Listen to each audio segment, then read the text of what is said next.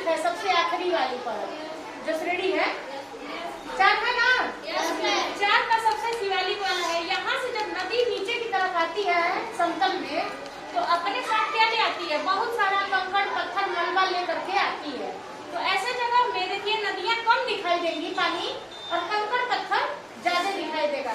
इसे हम क्या कहते हैं, भावर। क्या कहते हैं, भावर। जिसमें नदी कम दिखाई दे, कंकड़ पत्थर ज्यादा दिखाई देता है, ठीक है ना, इसे हम भावर कहेंगे। अब तराई किसको कहेंगे। अब यहाँ से बहते हुए फिर अब जमीन पे आ गई, धरातल पे बहते बहते आगे बढ़ी ना, कंकड़ पत्थर बीच बीच में छूटते गया और धीरे धीरे धीरे ये हमारे समतल वाले हिस्से में आ गई, मैदानी एरिया में। जब तक मैदानी एरिया में आती है ये नदियाँ, तो इसमें जानती हो क्या होता है, जगह जगह की जो मिट्टी है वो अपने साथ लेते आती है। और यहाँ नीचे जैसे हम लोग के यहाँ का जितना भी नदी है उसमें पत्थर नहीं मिलता है, नीचे दलदली मिट्टी होती है, नदी है ना।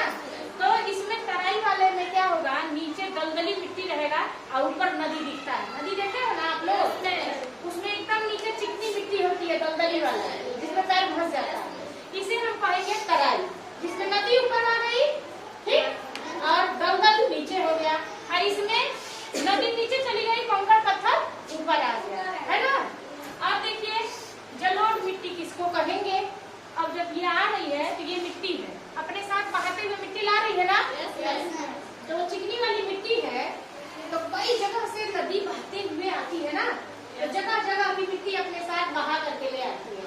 जब वो मिट्टी एक जगह इकट्ठा होती है तो वो मिट्टी क्या होती है, बहुत उपजाऊ होती है। ऐसी मिट्टी को जो नदी के द्वारा बहा करके लाई गई हो और बहुत महीन मिट्टी हो, उसे हम जलोढ़ मिट्टी कहते हैं। कौन सी मिट्टी कहते हैं, जलोढ़ मिट्टी। अब नदी तंत्र क्या है, आप जानते हो कि गोमुख गंगा एक ग्लेशियर है, बर्फ का पहाड़, गंगोत्री से हमारी गंगा निकली हुई है, ठीक ना। जब एक बड़ी नदी निकलती है और जब वो बहने लगे और उसके आगे पीछे कई नदियां उसमें से निकल जाए, तो उस मेन नदी को नदी तंत्र कहते हैं। क्या कहते हैं, नदी तंत्र।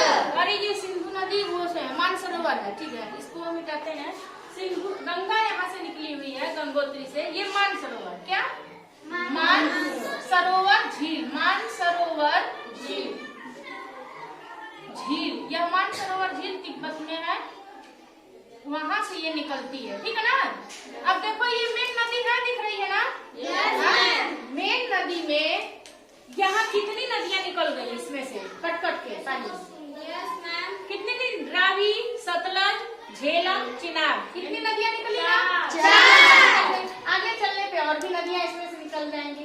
तो इसी को मेन वाली नदी को क्या कहेंगे, नदी तंत्र। और जो ये किनारे किनारे से निकल जा रही है कट करके, इसमें से दूसरी नदी बन जा रही है, इसे हम कहेंगे सहायक नदी। क्या कहेंगे, सहायक नदी। समझ में आ गया।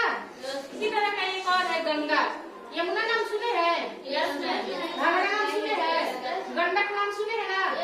ये सब गंगा से बनती है कट कट करके, ठीक है ना। इसी तरह से एक है ब्रह्मपुत्र। ब्रह्मपुत्र में भी बहुत सारी नदियाँ बनती हैं, ठीक है। ब्रह्मपुत्र में क्या है, लोहित, दिवाक और तीस्ता नदियाँ इसमें से बनती हैं।